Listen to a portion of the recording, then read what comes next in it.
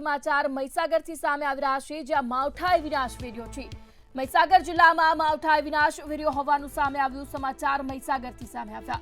વરસાદથી ઉનાળુ પાક બાજરીમાં ભારે નુકસાન પહોંચ્યું। મહીસાગર ખાતેથી આ સમાચાર। ખેડૂતોનો મુખ્ય પાક બાજરી જમીનદોસ્ત થયો, ત્યારે માવઠાને કારણે ખેડૂતોમાં પાકમાં ભારે નુકસાની પહોંચી છે। બાજરીનો પાક નિષ્ફળ જતા ખેડૂતોને ભારે હાલાકી પડી છે, ત્યારે ઘાસચારો પણ કામે નહીં લાગે તેવું ખેડૂતે જણાવ્યું।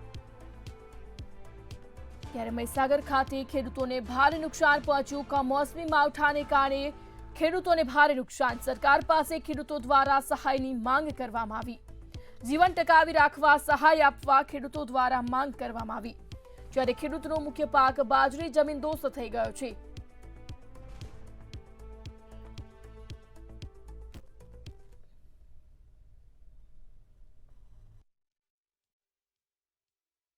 મહીસાગર જિલ્લાના લુણાવાડા તાલુકાના વરદરી વિસ્તારમાં આવેલા આગળવાળા ગામના ખેડૂતો પર આપ ફાટ્યો તેવી કુદરતી આફતનો સામનો કરવાની આજે વારો આવી રહ્યો છે। વાત કરીએ મંતવ્ય ન્યૂઝ ચેનલની ટીમ આજે ત્યાં આગળવાળા વિસ્તારમાં ગઈ છે, ત્યારે ત્યાંની શું પરિસ્થિતિ છે તેનો કિરદાર મેળવવા માટે ત્યાં પહોંચી છે।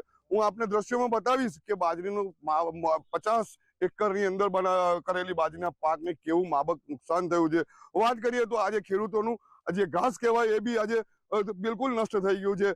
આજે વારંવાર ખેડૂતોની માવજત પાક માટે કરવામાં આવી હતી, એ આજે પાક 1 મહિના પછી એમને પૂરો થઈને આજે એમના હાથમાં આવ્યો હતો, ત્યારે કુદરતી વરસાદના લીધે આજે પાક નષ્ટ થઈ ગયો છે। આપણે ત્યાંના સ્થાનિક ખેડૂતો પાસેથી જાણીશું કે આજે એમની શું પરિસ્થિતિ છે, આજીવિકા જીવવા માટે તેમનું શું માંગણી છે, તેમની પાસેથી જાણીશું। ગઈકાલે સાંજે જે વરસાદ પડ્યો એમાં 5 વાગે જે વરસાદ પડ્યો બરફના કરા સાથે વરસાદ, પછી થોડો બ્રેક આવ્યો અને પછી સાંજે જે વરસાદ પડ્યો ભયંકર વાવાઝોડું આવ્યું અને વાવાઝોડા સાથે એટલો બધો વરસાદ પડ્યો કે અમારા આગળવાળા ગામમાં 50 હેક્ટરમાં બાજરી કરેલી છે। અમારો મુખ્ય પાક બાજરી છે। ખેડૂતને કેવું અમારા બાજરી ઉપર જ અમે નિર્ભર રહીએ। અમારો ખોરાક બી બાજરી છે, ઢોરના ઘાસચારો બી અમારા બાજરીના પૂરા જ છે। તો સાંજે જે વરસાદ વાવાઝોડા સાથે આવ્યો તો અમારી બધી જ બાજરી જમીનદોસ્ત થઈ ગઈ। આ ઘાસચારો ઢોરને બી કામ લાગે એવું નથી, બરાબર। એટલે અમારે તો પડ્યા ઉપર પાટું છે। કુદરતી એવી આફત આવી ગઈ કે ના પૂછે વાત। એટલે અમે સરકાર જોડે આગ્રહ રાખીએ છીએ કે અમને વહેલામાં વહેલી તકે જે કઈ સહાય આપવાની હોય આ મળવી જોઈએ, બરાબર। અમે આ બાજરીનું જે રજીસ્ટ્રેશન 1 એપ્રિલથી ચાલુ થયું, અમે રજીસ્ટ્રેશન બી કરાવી દીધું છે, પણ આના ગઈકાલે ઓચિંતાની જ આફત આવી છે। તમે જોઈ શકો છો, બરાબર, કે અમારી આ બાજરીની શું પરિસ્થિતિ થઈ। અમારા આખા ગામમાં 50 હેક્ટરમાં બાજરીનો પાક કરેલો છે। સરકાર પાસે અમે એટલી જ અપેક્ષા કરીએ કે ભાઈ અમને વહેલામાં વહેલી તકે જે કઈ સહાય આપવાની એ અમને મળવા પાત્ર સહાય આપે એમ। જે સ્થાનિક ખેડૂતનું કહેવું એમ છે કે સરકાર દ્વારા એમને વહેલીમાં વહેલી તકે એમને સહાય મળે, જેથી એમની આજીવિકા જીવવામાં એમને સુગમતા રહે। બીજા અન્ય ખેડૂત પાસેથી જાણીશું તેમનું શું કહેવું છે। અમારો મુખ્ય પાક બાજરી છે। ઉનાળુ ચોમાસામાં કંઈ પાકતું નથી, રોજ ભૂંડનો ત્રાસ છે, એટલે અમે ઉનાળામાં બાજરીનું બિયારણ ઉધાર લાવીએ, ખાતર ઉધાર લાવીએ અને ઘેર ઢોરણ જીવડાવીએ। તો અમારું જે ખેતરમાં નુકસાન થયું એ અમે સરકાર પાસે એટલી આશા રાખીએ કે અમને થોડી ઘણી પણ સહાય આપે તો અમે જીવી શકીએ એમ।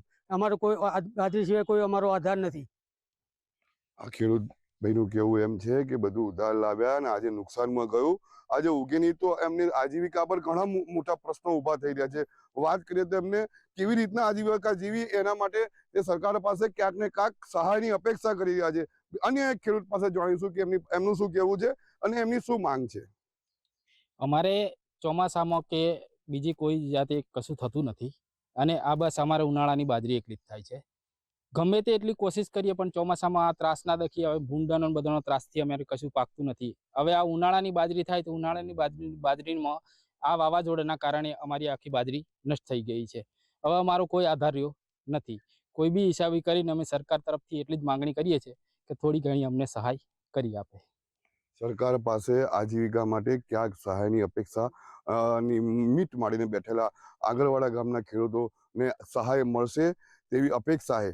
આવનાર સમયમાં તે બતાવશે। વિશાલસિંહ સોલંકી, મંતવ્ય ન્યૂઝ, મહીસાગર।